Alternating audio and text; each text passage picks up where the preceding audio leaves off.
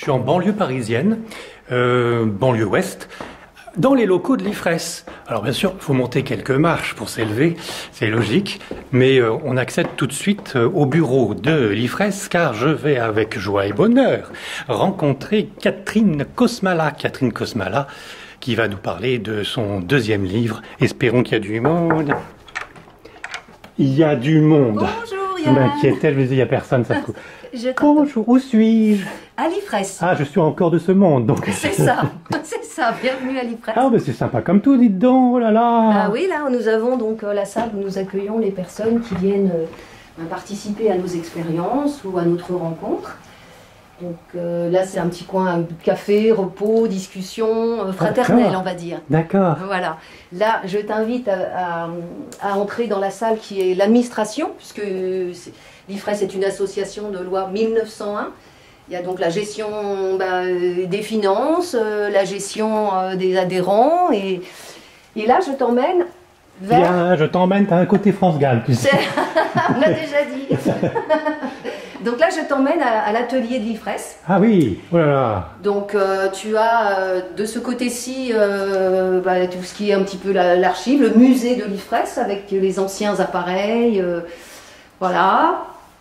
Si nous continuons, donc là nous avons une bibliothèque spirituelle que nous mettons à disposition de nos adhérents. Et là c'est la petite merveille aussi de l'IFRES, parce que ce sont des livres. Ces 3 ouvrages ont été écrits lors d'une psychographie. Ce sont des esprits qui viennent témoigner de leur vie et de leur après-vie. Donc ce sont des ouvrages très riches en enseignements et qui sont parfois bouleversants, qui peuvent faire rire également, mais en tous les cas qui nous apportent énormément de choses. Donc je ne vais pas les détailler, ils sont sur le site de l'IFRES, ifres.org. Celui-ci est le dernier né, c'est Jean. C'est 15 ans de messages reçus par le biais du duo médiumnique Joël et Laurie. Et ce sont des messages d'enseignement. Et celui-ci, c'est l'album TCI, les meilleures photos de 1993 à 2022. Si ça vous intéresse, vous pouvez les acquérir en vous rendant sur le site de l'IFRES. Très bien, dites donc. Oh là là, Oui, que de production, que de belle production. Ici, nous avons la table que nous appelons la table des communications. Donc c'est là où se passent nos réunions, bien entendu, avec les membres du COPIL. Nous sommes 9 à nous occuper de l'IFRES activement. Et c'est là aussi où se produisent les psychographies, la psychographie étant le fait de recevoir un esprit qui vient se communiquer par la main de Joël, qui est le porte-mine, c'est comme ça qu'on l'appelle, et par la relecture de Laurie, qui est le porte-voix. Parce que je me rends à l'IFRES pour te rencontrer et faire une vidéo au sujet de ton livre, et donc pas ceux qu'on vient de voir il n'y a même pas 30 secondes, et c'est pour ça qu'il n'y a personne, pas de Joël Laurie, pas de Laurie. C'est ça. Et voilà, on est tous les deux, et tu me fais la visite, c'est gentil comme tout, alors on a tout vu. Alors on a presque tout vu, presque tout vu. Parce que j'ai hâte de faire l'interview. Eh oui, alors nous avons, si on va rapidement là, la partie régie, donc c'est la partie du Larynx virtuel, dont nous parlerons tout à l'heure, dont s'occupe Laurie. Et là-bas, c'est Joël qui fait la relecture des clips vidéo qui sont produits dans cette cellule de contact que l'on voit là, comme une grosse boîte en bois. Ah là, le fameux photomaton des esprits, comme j'appelais. Le fameux photomaton des esprits. C'est comme ça que nos amis spirituels nous l'avaient décrit un jour. Donc là, bien entendu, c'est pas sous tension parce que, comme tu le dis, aujourd'hui, l'IFRES n'a pas d'activité. Nous sommes ici uniquement pour se rencontrer et pour échanger autour de mon ouvrage et de l'IFRES, bien entendu. Donc on ne fait pas l'interview dans cet endroit sombre et mystérieux. Ouais, oui, ça va pas être pratique. Mais je me souviens m'être installé avec pas exactement le même matériel, mais dans cette fabuleuse cellule où il s'était passé des choses extraordinaires, comme d'habitude quasiment. Comme d'habitude, et d'ailleurs on peut voir sur la cellule tout un tas d'images qui ont été reçues. Oui, j'ai rajouté quasiment parce que de temps en temps, il n'y a rien. De temps en temps, il n'y a rien, on ne se l'explique pas. Et c'est aussi la richesse de l'expérience, ça veut dire que ça ne marche pas à tous les coups, comme toute expérience. Par contre, on ne sait pas l'expliquer. On a des hypothèses, mais qui ne restent que des hypothèses. Donc si tu veux, pour cette rencontre, eh ben, je te propose peut-être de nous retrouver... Et c'est quoi ça? C'est quoi? Je ne t'ai pas expliqué. Alors ça, tu as raison, merci. Là, c'est la partie Zoom, parce que maintenant... La partie Zoom. C'est-à-dire qu'il y a des expérimentateurs qui peuvent faire l'expérience depuis Zoom, depuis chez eux. Comme Teams. Comme Teams, voilà, visioconférence, c'est-à-dire qu'ils peuvent enregistrer le même flux que nous, et voir s'ils captent des images. Ah bah il y a un panneau, c'est marqué dessus. Voilà. Et on a également un système de régie qui permet aux internautes de voir Joël, Laurie, de voir la salle, de voir la cellule, et ils peuvent vivre depuis chez eux l'expérience, presque comme s'ils étaient ici. D'où les petites caméras, des caméras infrarouges qui peuvent, voilà, même dans les psychographies, pouvoir enregistrer des images. Donc, je t'invite on va peut-être se retrouver là, si ça te va. Avec grand plaisir, et on remercie l'IFRES de nous accepter dans ses locaux.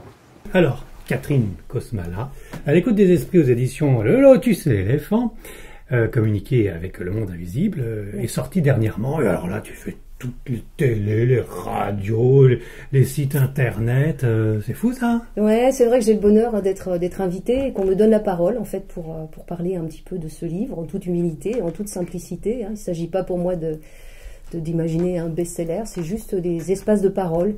Et je remercie vraiment, et je te remercie aussi de me donner la parole. Je suis content de te rencontrer, je suis heureux d'avoir pu lire à l'écoute des esprits. Ton premier livre, je suis là, je n'avais pas eu le temps de le lire, je pourrais y m'être passé au-dessus. Et je suis très content de pouvoir reparler de l'IFRES. Pour faire court, je vais te présenter le livre, tu me dis si je dis une bêtise. D'accord. C'est le témoignage d'une maman qui a perdu son fils. Accident de moto, 24-25 ans. 25 ans. 25 ans, une horreur donc. Après le choc, à droite à gauche, des recherches pour essayer de garder le contact. Et puis, je fais très court, hein. Oui. Et puis, tu es tombé grâce à Joël Uri et toute son équipe, Laurie, etc., à l'IFRES, où là, tu as eu des contacts, que dis-je, des dialogues avec ton fils. On retrouve cela donc dans le livre, c'est-à-dire qu'on a ton témoignage, ta vie, ce qui t'est arrivé, les malheurs, etc., et comment tu es arrivé jusqu'à l'IFRES, et le fait que tu es toujours membre de l'IFRES. Oui. Et on retrouve aussi tes conseils, mes recommandations pour pas mal de points. Oui. Très important, qui sortent de conclusions à chaque chapitre, mais enfin, pas systématique. Et on retrouve aussi les dialogues avec Julien, ton fils. Absolument.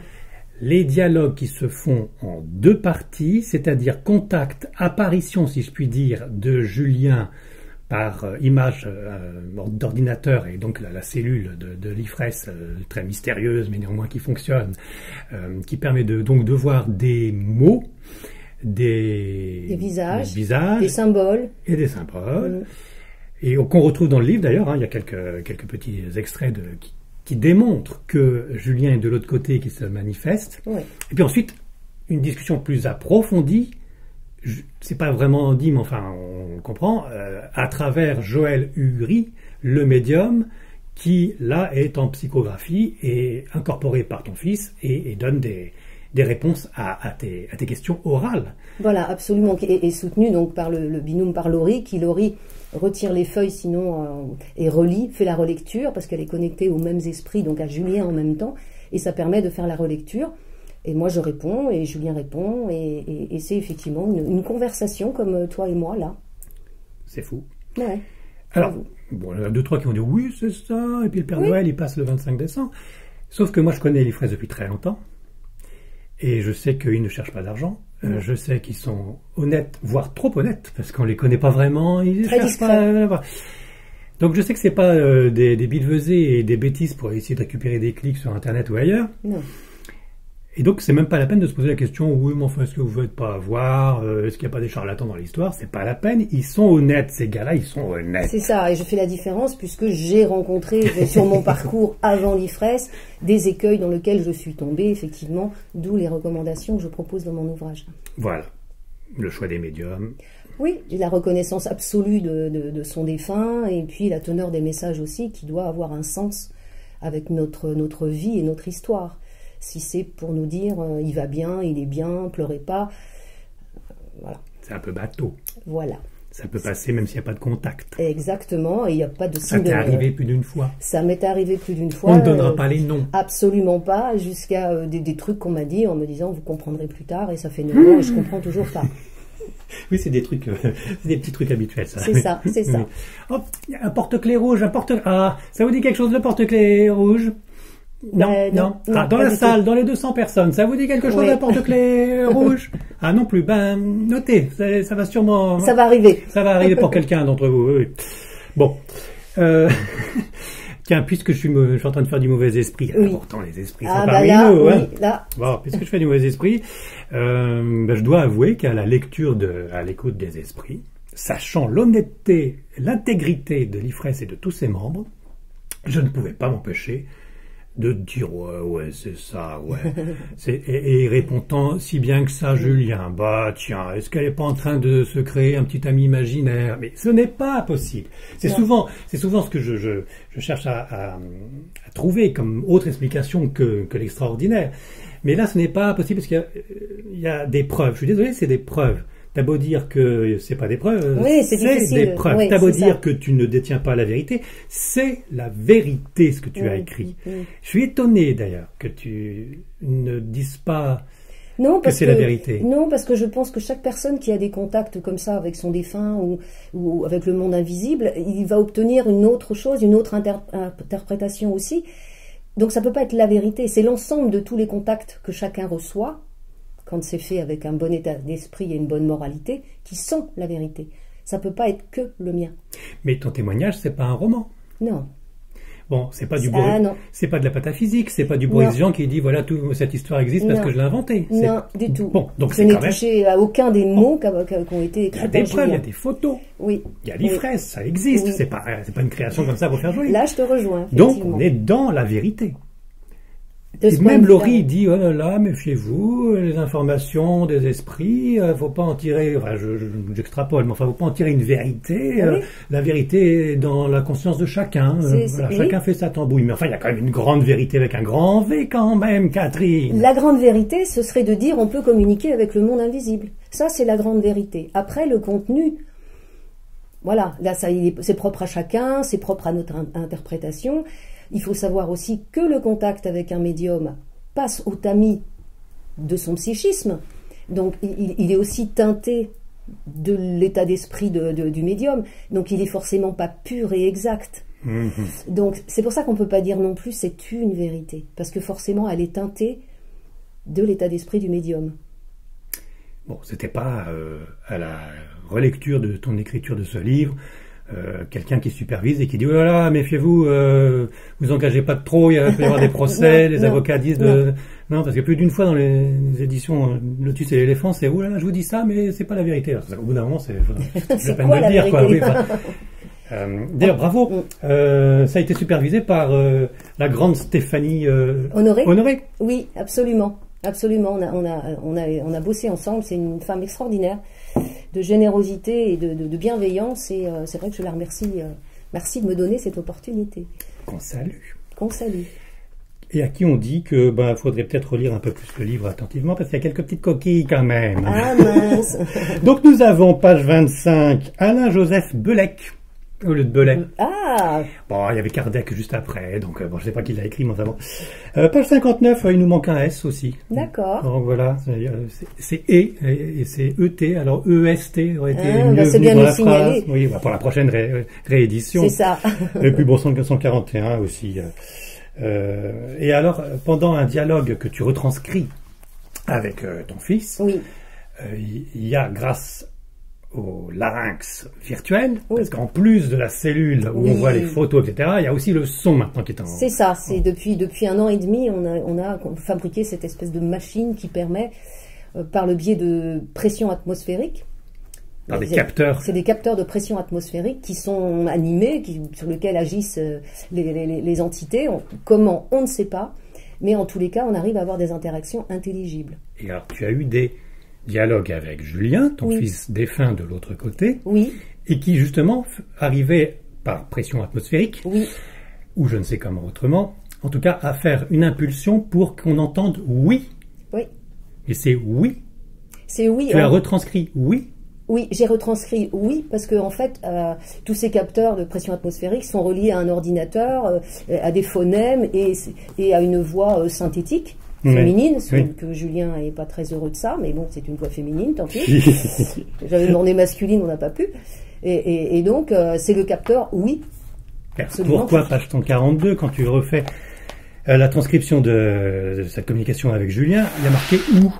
Où? Ils ont oublié un i aussi? Non, parce que je lui dis où dans le sens mais où je fais ça? Dans le sens, il me dit où, il aurait peut-être fallu mettre un accent d'ailleurs, parce que c'est le où c'est, où t'es. Ah bon, c'était pas le oui de ce moment-là. Non, c'était le où. Tu vois? Oui. Tu vois comme quoi, pour la réédition, il va falloir. Oui, mais je suis flattée de voir que tu l'as lu, et vraiment bien lu. Mais alors, je viens de le dire en préambule. Pour moi, c'est la vérité, Catherine Kosmala. Pour moi, ton témoignage permettra à tous ceux, non pas qui veulent y croire, mais tous ceux qui veulent savoir que c'est comme ça que ça se passe. Tous ceux qui auraient perdu un être cher pourront enfin comprendre qu'ils sont toujours là. Parce qu'à la fin du livre, tu le dis pas comme une vérité, mais à la fin du livre, tu l'écris noir sur blanc, nous ne sommes pas seuls. Oui, ça c'est ma conviction et c'est évident, nous ne sommes pas seuls. Jamais. Nous sommes entourés d'entités, même ici, surtout ici d'ailleurs, d'entités qu'on ne voit pas parce que nos sens humains ne nous permettent pas de les voir, sauf pour certains. Mais bien sûr, nous ne sommes jamais seuls. Et en plus des transcriptions des dialogues avec Julien, ton fils défunt, on a des interviews de Joël Uri dans le livre. Oui. Que je vous conseille, si vous ne l'avez pas compris, je vous le conseille. Merci. De Joël Uri et puis de Laurie. Oui. Qui sont donc membres à part entière de l'IFRES, mais les fondateurs. Voilà, oui, absolument. Et qui apportent encore des éléments de sagesse et de compréhension avec le monde des esprits. Bienvenue. Oui, absolument. Je les remercie beaucoup d'avoir participé à cet ouvrage. C'est un vrai cadeau qu'ils m'ont fait. Et tu es devenu alors hypnotiseur? Je suis devenue hypnothérapeute, mais en fait, toute cette activité-là, je l'ai mise un petit peu de côté pour l'écriture, pour aller faire aussi des conférences que je donne gratuitement, des conférences pour aller à la rencontre de parents qui sont un peu perdus ou de personnes qui se questionnent. Donc voilà, donc l'hypnothérapie pour l'instant, je l'ai mis de côté, et mon projet, c'est d'aller offrir cette possibilité-là à des associations qui en ont besoin, toujours bénévolement. Cette possibilité de pratiquer l'hypnose. Tu essayes de lui faire prendre contact avec ce l'être défunt ou pas du tout? Non, je ne fais pas le côté médium en fait. C'est vraiment plutôt par rapport à la souffrance, par rapport à l'éveil. Bon, c'est dans un but d'éveil. D'accord. C'est pour le bien-être, ça peut être simplement... Exactement. Mais comme je te dis, j'ai mis tout ça de côté pour l'instant. On verra beaucoup plus tard. J'ai d'autres choses à faire avant. Et c'est pour ça que tu t'étais fait titiller par ton fils qui disait avec une table de massage, c'est bien louche. Oui, mais alors ça, c'était vraiment impressionnant. J'avoue que c'était impressionnant parce que personne ne savait que j'avais acheté une table livrée par un livreur et je la déballe et je viens en communication avec Julien, il me parle de cette table. C'est insensé. C'est insensé, et ça peut faire peur parce que ça laisse sous-entendre que non seulement nous ne sommes pas seuls, mais ils nous voient, ils nous entendent. Bien sûr qu'ils nous voient, ils nous entendent. Et ils ont même les 5 sens, parce qu'ils peuvent goûter, dans le livre on le retrouve, qu'à un moment quand tu prépares à manger, ils goûtent la même chose que toi et l'apprécient. Oui. Après, ces 5 sens ne passent qu'à travers nous, c'est-à-dire que c'est par incorporation qu'ils voient. Ils utilisent nos sens à nous. Exactement. Ils utilisent nos sens à nous, et pour nos yeux, Julien le dit très bien. Il dit, quand il nous voit, à un moment, on était tous autour de la table des communications, et il tournait la tête, il regardait chacun d'entre nous, et Laurie, à côté de lui, enfin à côté de Joël, c'est un lapsus révélateur, et en fait, on lui dit, mais comment tu fais ça? J'utilise tes yeux et les yeux des autres. Ouais. Donc en fait, effectivement, quand il voit, la question qu'on pouvait se poser, c'est, ils n'ont plus d'organes. Non, mais ils utilisent les nôtres. Les nôtres. C'est-à-dire que si on est tout seul, au cabinet, oui, et qu'on ferme les yeux, ils ne voient pas ce qu'on fait. Non, puis ça ne les intéresse pas, ils ne viennent pas là. Franchement, ça ne les intéresse pas. C'est vrai. Mais les gens se disent ça dans la salle de bain. Mais même moi, au début, il y a 8 ans, je disais à Julien, tu ne viens pas dans la salle de bain. Mais s'ils voulaient, ils pourraient. Oui. Parce qu'ils ne sont pas totalement libres de l'autre côté. Oui. Même l'IFRES n'est pas totalement libre, que ça fonctionne 24 heures sur 24 et que ça réussisse à tous les coups. Ils ont des guides spirituels qui sont Sébastopol et Eric. Sébastopol, Eric, Amalika, Abigail. Qui gèrent les contacts, les conversations avec les défunts.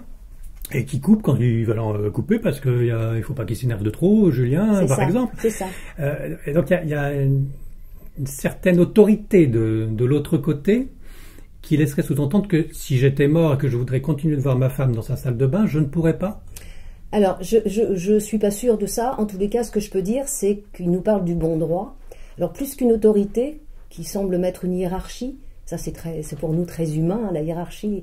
Mais en fait, c'est ce qu'il nous dit, selon le bon droit, il y a des choses qu'on peut entendre, il y a des choses qui leur sont permis de voir et d'autres non. Mais c'est pour le bien à la fois d'eux et de nous-mêmes.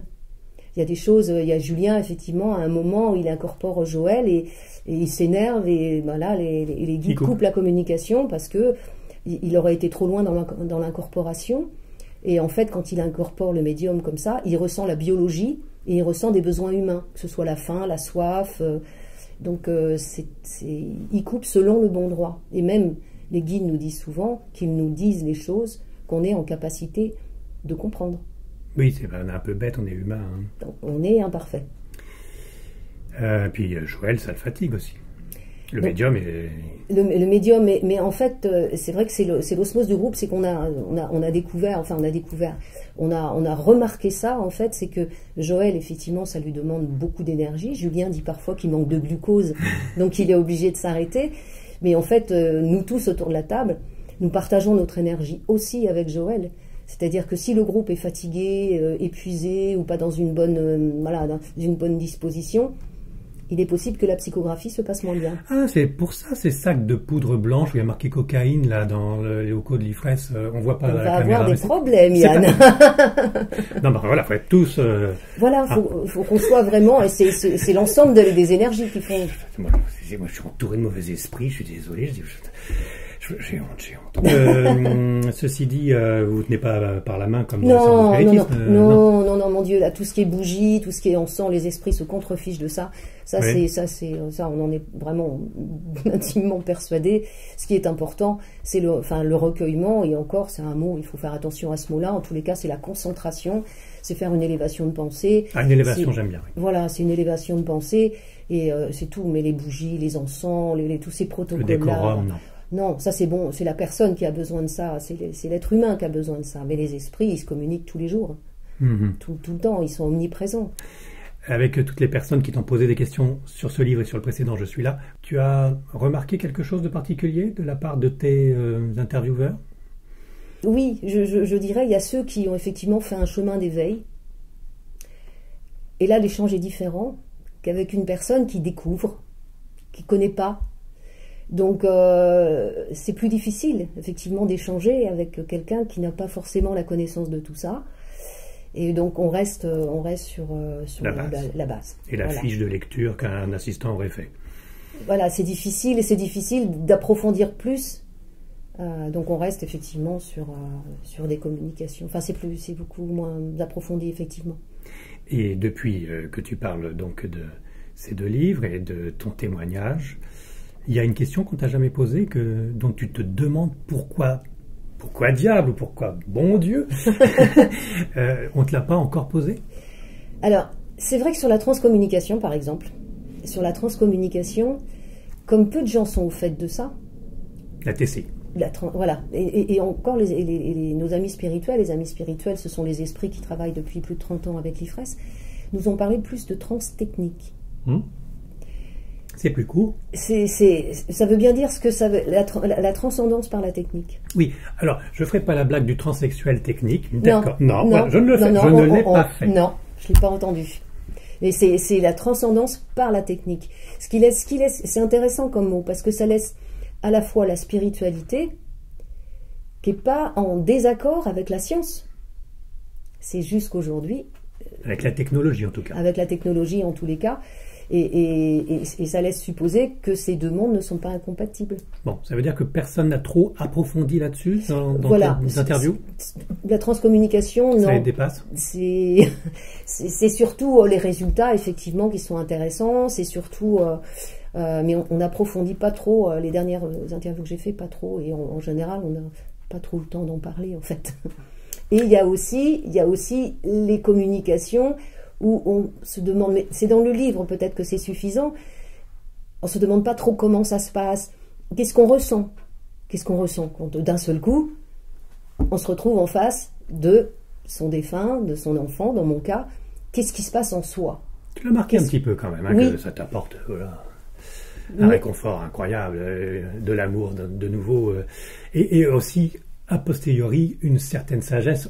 On n'a qu'à t'écouter, c'est sûrement grâce à l'IFRES, mais voilà, tu as acquis une connaissance et une sagesse maintenant, après cette épreuve monstrueuse.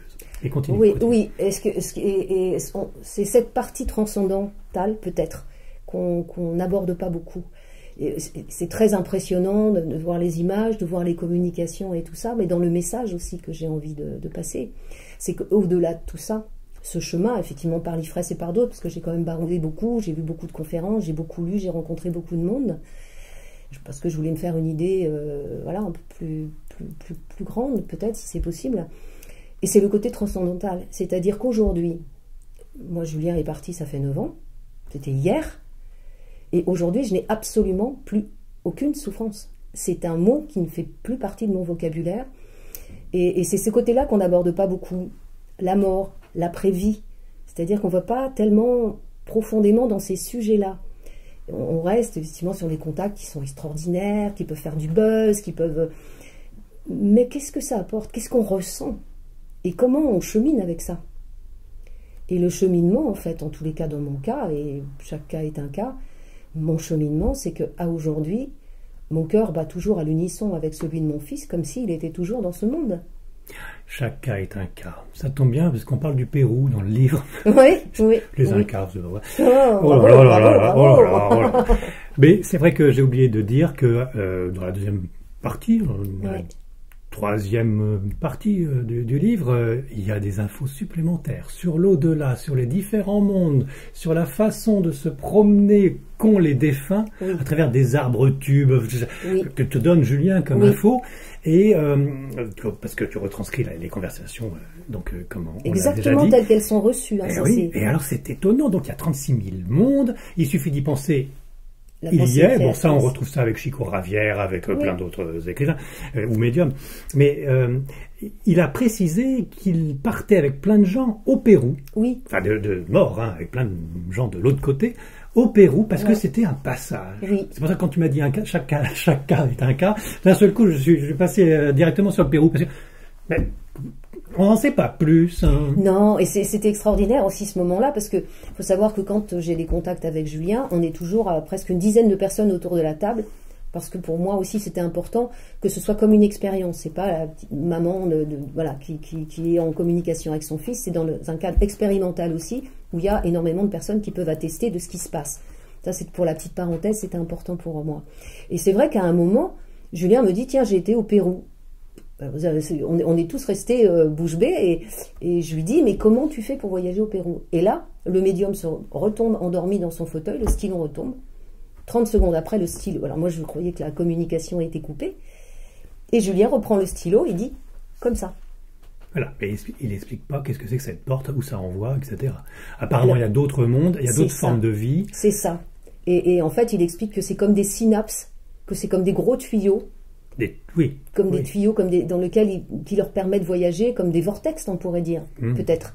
Et on retrouve ça dans les EMistes. Bien sûr, et on trouve ça aussi dans les romans de science-fiction avec les extraterrestres qui arrivent dans des portes célestes exprès à tels endroits de la planète. Et d'ailleurs, les éditions québécoises Ariane Éditions précisent aussi qu'il y a le lieu, apparemment, les pyramides, en Égypte, en 2030, il se passerait quelque chose. Alors bon, des pyramides au Pérou, pas tout à fait à côté, c'est peut-être le même méridien, lui, il ne connaît pas trop. Hein, mais enfin, il y a des lieux donc comme ça qui sont chargés et qui seraient des portes ouvertes à d'autres mondes. C'est ça. Y compris, parce qu'il faut quand même le préciser, on n'est pas seul. Il y a tu m'interromps si jamais je dis une bêtise. Hein. Oui, promis. Les esprits sont donc parmi nous, surtout si on pense à eux, ils sont encore plus là. Oui.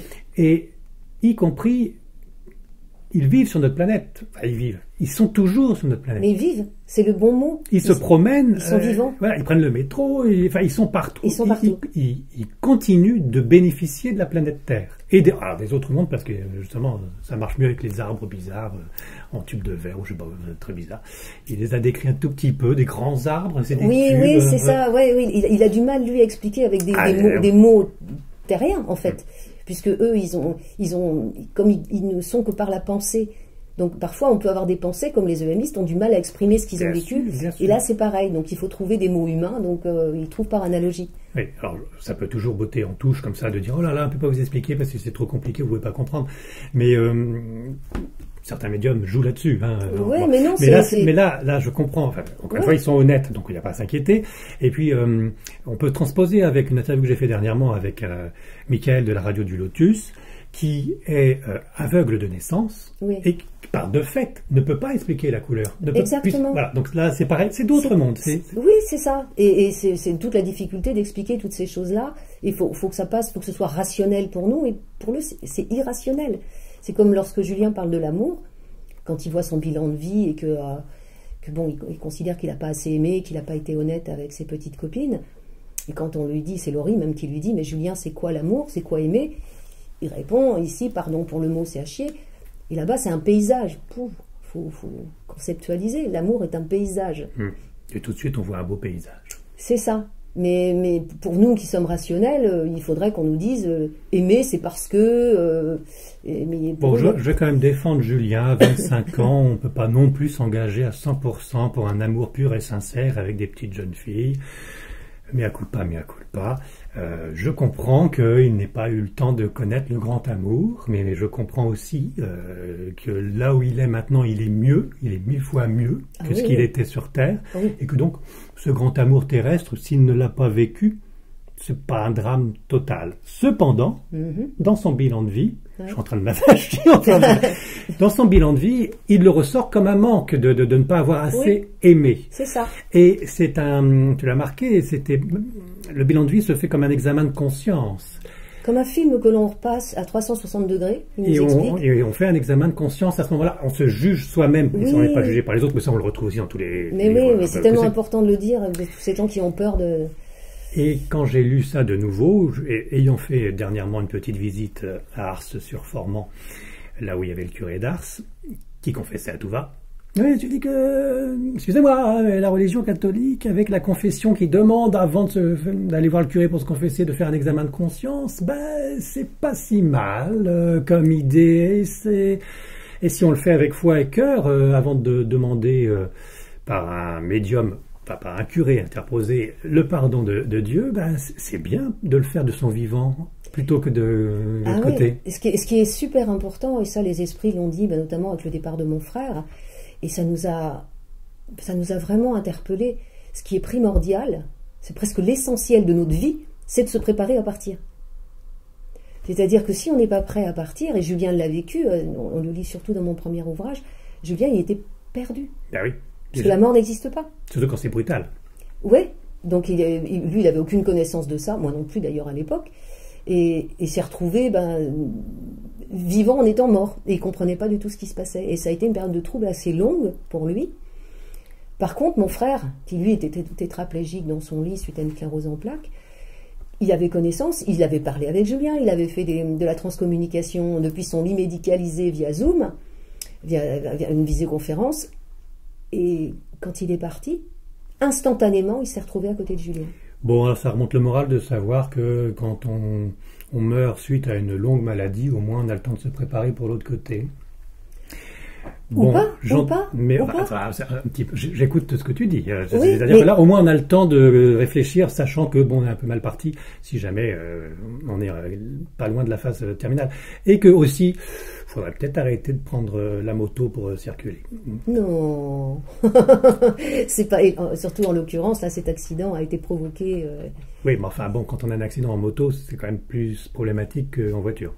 Oui, mais de toute façon, c'est un événement, ça. Je note, moi je note, je note tout et je me dis, bon, n'achète pas de moto, Yann Eric, parce que... C'est vrai qu'on pourrait conseiller ça, mais en fait, ce qui est important, comme Julien dit, maman, il y a 1001 façons de mourir. Oui. Et la plus importante, c'est celle qui t'emportera. Voilà, ce sera la bonne. Je t'amenais là-dessus, il n'y a pas de fatalité et c'était pas prévu qu'il meure.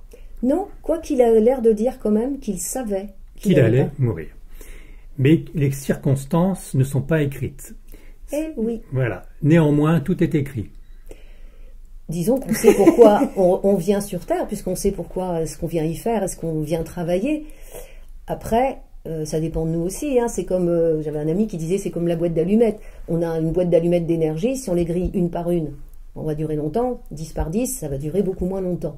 Donc après, ça dépend quand aussi même. de... Ah oui. Ça dépend on ne peut pas racheter notre boîte d'allumettes. Eh non, il faudra revenir. Il faudra partir, il faudra revenir. Oui, puis de toute façon, il y a un côté génétique qui montre bien qu'on est programmé pour partir avec plus ou moins de problèmes de maladie ou autre. J'aimerais rebondir sur ce que avait précisé Michael, le célèbre Michael, animateur de la radio du Lotus, qui tu connaissais pas, hein, non. Mais qui me disait aussi bien beau le monde des esprits. Donc on est mieux de l'autre côté, en résumé. On souffre plus, c'est la joie, c'est le bonheur, on va où on veut, etc. Toi, tu dis quand même que le monde des esprits n'est pas le monde des bisounours. Non, absolument pas. Et c'est pas là le propos. De fil en aiguille, il disait, bon, ben, si c'est si bien que ça, et on le retrouve dans le livre, c'est pour ça qu'on va en parler dans la deuxième partie. Si c'est si bien que ça, alors on va peut-être tenter de tout de suite partir de l'autre côté si jamais on a quelques soucis sur cette vie terrestre. Bref, de se suicider. C'est ça. Et là, la réponse est dans la deuxième partie. Un teasing incroyable. Trop fort.